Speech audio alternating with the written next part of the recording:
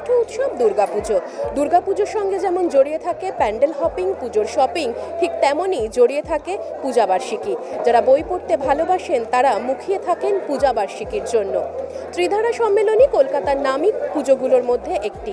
সম্প্রতি ত্রিধারা সম্মেলনীর পক্ষ থেকে পূজাবার্ষিকী প্রকাশিত হলো।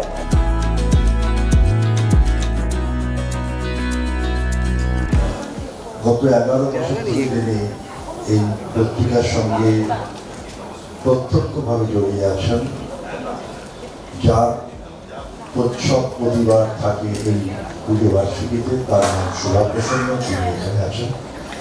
সুভাদাকে আমার অনেক অনেক শুভেচ্ছা প্রণাম। এই শারদ উৎসব যখন বর্ষার পর পেঁজাগুলোর মতন শরৎ আকাশে মেঘ ভেসে যায়, সেই রকম সময়ে মানুষের সমস্ত যে সৃষ্টিশীল মন প্রকাশ হয়, গান, লেখা, কবিতা, ছবি সবেতে ভরে ওঠে এবং মানুষ যেন অদ্ভুতভাবে উজ্জীবিত হয়ে ওঠেন। এই সময়টা, সেই সময়ই ত্রিধারার যে পুজো, সেই পুজো উপলক্ষে এইরকম একটা পত্রিকা, যে পত্রিকায় বহু মানুষ লেখা দিয়ে সাজিয়ে গুছিয়ে সেটাকে সুন্দর করে।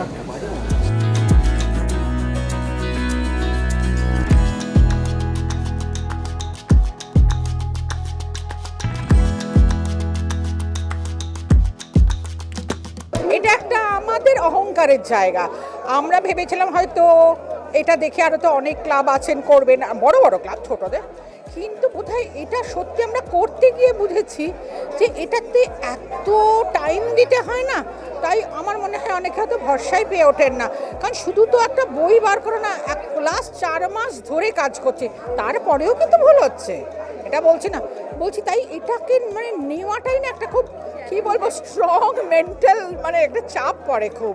পূজাবার্ষিকীর ক্ষেত্রে আমাদের মহিলা বাহিনী, আমি ছাড়া খুব একটা কেউ ইনভলভ নয়, আমি ওদের ছেলেদের সঙ্গে আমি কাজ করি।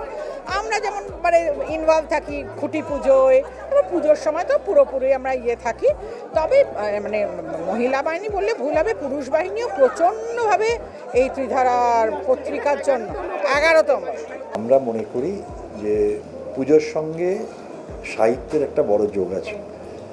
আমরা যদি এই পুজোকে উদযাপন করতে যাই তাহলে সাহিত্যকে বাদ দিয়ে করা খুব মুশকিল। সাহিত্য, গান এগুলো থাকে, সেটার কথা মাথায় রেখেই একটা এই পুজো বার্ষিকী আমরা বার করি, যেটা কলকাতা শহরের যে ধরনের বিভিন্ন পেশাদার সংস্থা যে ধরনের পুজো বার্ষিকী বার করেন, আমরা চেষ্টা করি গুণগত মানটা তাদের মতো রাখতে।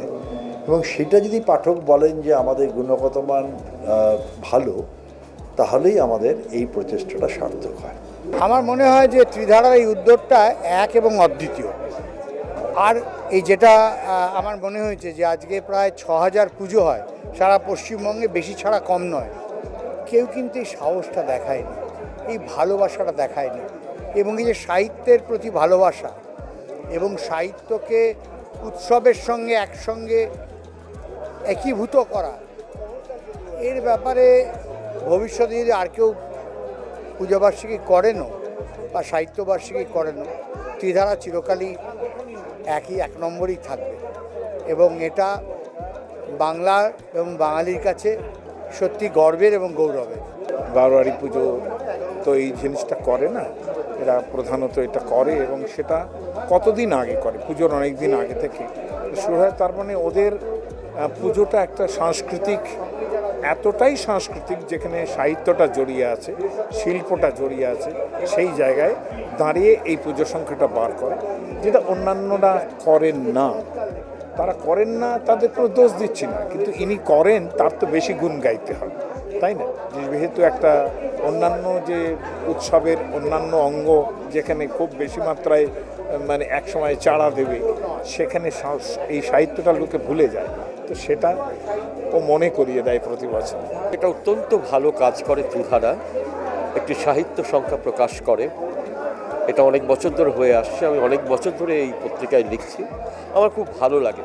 এই যে মডেলটা, একটা বড় পুজো, সেই পুজো প্রাঙ্গণ থেকে একটা সাহিত্য সংখ্যা প্রকাশিত হচ্ছে এবং খুব চমৎকার সুন্দর করে প্রকাশিত হচ্ছে, সুন্দর ছাপা, একবার প্রফেশনালি ডান যাকে বলে, এই রকমভাবে যে হচ্ছে, এটা যদি আরও কয়েকটা বড় বড়, অনেকগুলো বড় বড় পুজো কমিটি আছে, তারাও যদি এই দিকটা একটুখানি তাকাতেন এবং আরও কয়েকটা পুজোর সংখ্যা বেরোতো, তাহলে তো ভালোই হতো।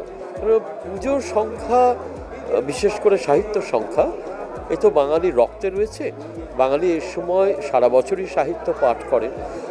মনে হয় হয়তো অনেকের ধারণা যে এখন লোকে বই খুব কম পড়ে, তাহলেও বইমেলাতে ঢুকলে তো মনে হয় না যে বই কম পড়ে, বা এত পুজো সংখ্যা বেরোয় সেগুলো তো লোকে কেনে।